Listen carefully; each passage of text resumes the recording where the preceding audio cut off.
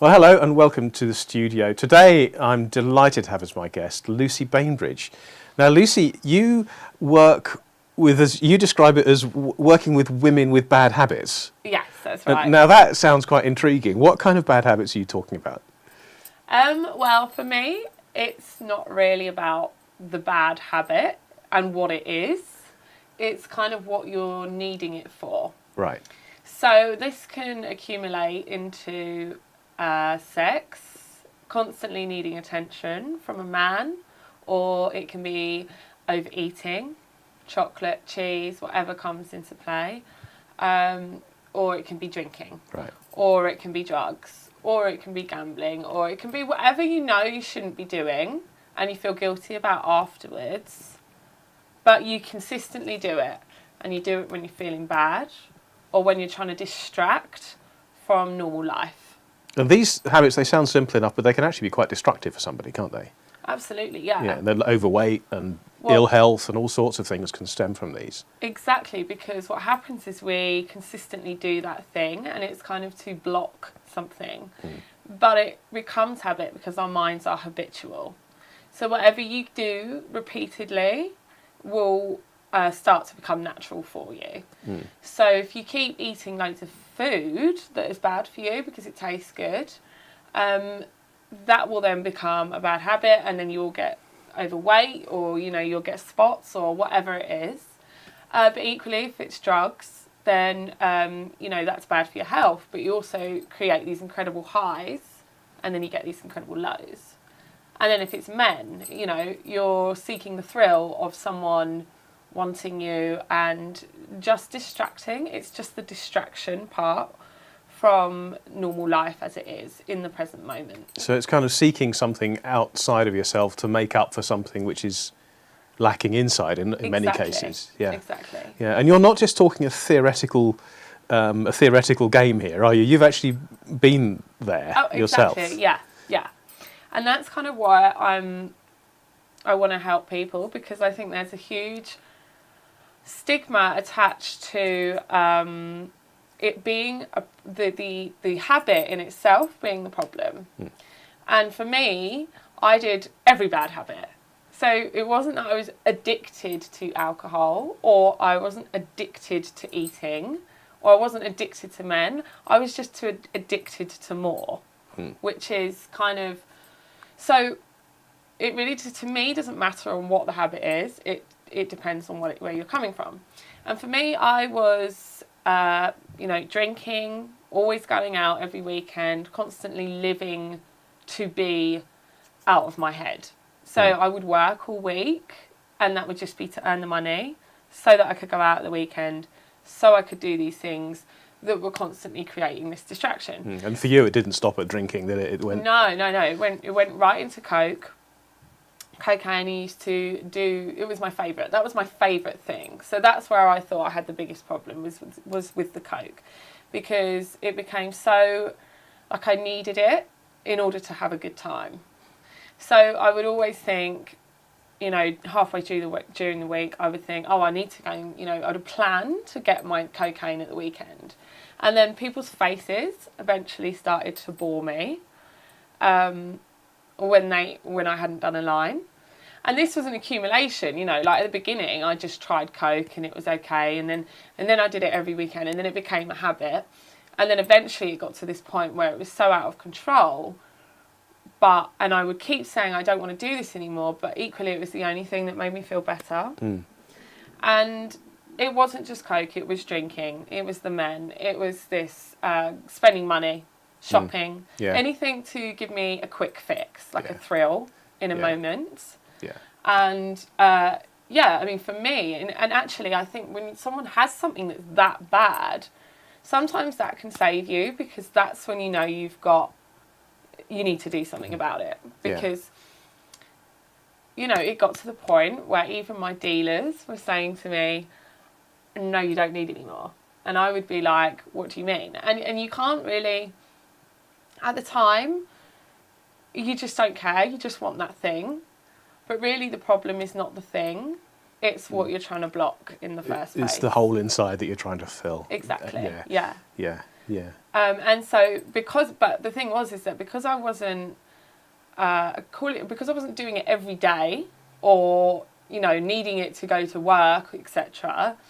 I wouldn't see it as an addiction, and I wouldn't seek help because I associated help with having to give up this thing that I loved the most and lose out, and it seemed very boring. Life without this kind of lifestyle seemed boring, and I always thought that it was this something outside of me that would make it fun. But it isn't. The thing is that what's inside of you makes it fun. And we see, and you had an extreme case, if you like, from what you described. But there's a lot of instances of people, not just women, but people with shopping habits, with just drinking too regularly, too often, and or who we wouldn't really count as being addicted in any way at all. No, But actually, there's a lot of damage being done in terms of health, in terms of financial stability as well. Credit cards maxed out, that kind of thing, and that leads to a level of stress which just I imagine can drive people to need to seek more of whatever quick fix it is. Well, absolutely, it's a vicious cycle. And you had a very quick turnaround, didn't you? Yes, in fact, yes. That's definitely what happened. I basically, on my 26th birthday, I had this huge discovery where I read this book. It's called The Secret, by the way. And a lot of people read that book and they don't really have a profound experience. But I definitely did. And the biggest thing for me, that what it says, is what you think about, you bring about. So when you're trying to block something, that's because you're having these negative thoughts. So whatever you're thinking about, you're trying to escape from. But the way to stop thinking about something is to think about something else instead. And also, whatever you focus on, you will keep seeing more of. So I was trying to give up Coke, but the problem is that you're always thinking about Coke when you're trying to give it up. So you're going through this whole state of resistance all the time.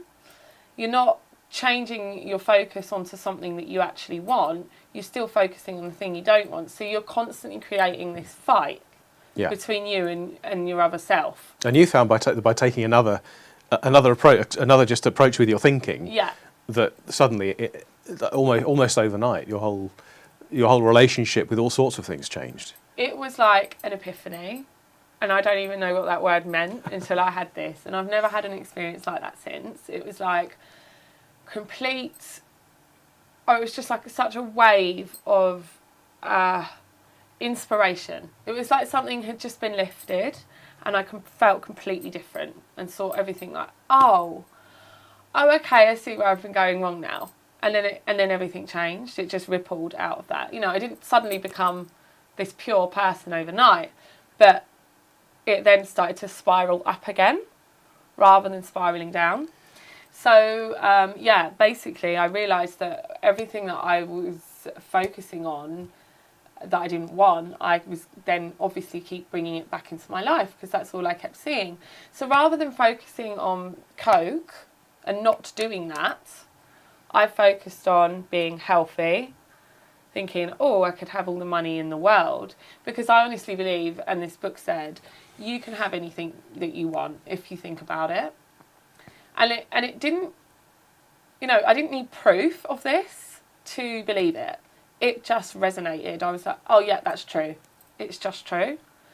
Because it's clear that the world has people that are successful and people that aren't successful. And you can't, the difference between them is nothing to do with background. It's nothing to do with money, circumstances. Some of the richest people in the world have come from nothing. People have been told that they can't do anything in their lives, and then they've done them. So there's no one truth apart from they've focused on what they want rather than focusing on what they don't want. Yeah, and from what you told me, you didn't you didn't focus at all on doing anything different. No. It wasn't like you suddenly started trying to diet and save and Yeah. and to say no and all Yeah. of those things. But you were saying that by the time a year was up, you were debt free, Yeah. you were coke free, Yeah. and basically life had smoothed out, and you were at a point where you were happy, stable, steady, but still having fun. Exactly. I mean, it was up and down still. Life is always going to be up and down. But the brilliant thing is that I understood how to deal with it. So yeah, exactly like you said, I didn't start thinking, right, I have to be drug free. I started thinking about what can I do that's going to be fun as well.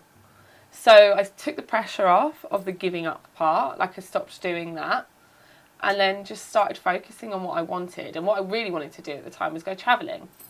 So I just started saving up my money naturally because all I was thinking about was travelling. So, I was like, Thailand, I want to be in Thailand. This is what I wanted to do. And so then by getting excited and feeling good about that thing, you're distracting from the need for all these other things. And you start to feel good about yourself as well. Absolutely, yeah. Because what happens is when you start to feel good, you feel more good. And then you feel more good and you feel more good. So the more positive thoughts you think, the more you will accumulate. And so then the feeling becomes stronger. And then when you feel bad again, that's fine. You feel bad and you do something, you make a mistake. But then the switch is not to then stay down, but to just get back up again. And such is the nature of change. So yeah, it was about 3-4 months before I completely gave everything up. And really, it's not about not doing these things. It's about why you're doing them. Because I don't think it's a bad thing to have a drink.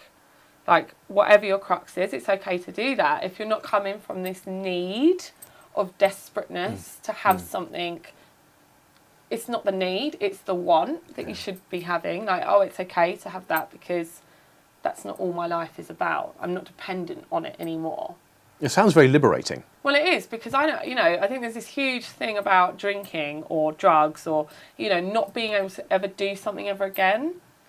And for me, that wasn't the case. That's bound to be a turn-off, isn't it? Well, exactly, because then so by giving up, you're suggesting that you're losing out. Yeah. Like you're not gonna have that thing anymore. It sounds very humbling. Like you're not gonna have this thing, and you're just going to be constantly fighting the urge. Yeah. And in a way, you will be if you're saying to yourself, I don't want, I can't do that, I can't do that, I can't do that, because all you're thinking about is that. So rather than thinking, I can't have that bottle of wine, it's more about like, let's start dreaming about other things that you do want. Yeah. Like how would you like your life to be, really? Yeah. And then focusing on those things, and then action comes out of that. And it very clearly works. Absolutely, yeah, absolutely. I think your story is an inspirational story. And you've got a website. Yes, I have. It's called lucyforlife.com. Okay, and you'll see that down below here now. And on the website, on the homepage, I think. Yeah, on the homepage. There is your free audio download. Yeah, and this is called 3 Habits to Make You Happy. And so what they are is you can just listen to them in your car. Yeah. And yeah, you can just download it for free, put it on your iPhone, listen to it in the car, listen to it wherever you are, and just keep listening to it, because your thoughts will start to change just by listening to it. I was listening as you were, as we were recording. I was fascinated, and as I say, I found it very inspirational to listen to. Good, so I urge you to check it out. Go to Lucy's website, download the download, listen to it, and let Lucy know what you think. Yeah, lovely. Do email me. Yeah, Email me. Yeah, absolutely. Definitely. So Lucy, thank you so much for coming.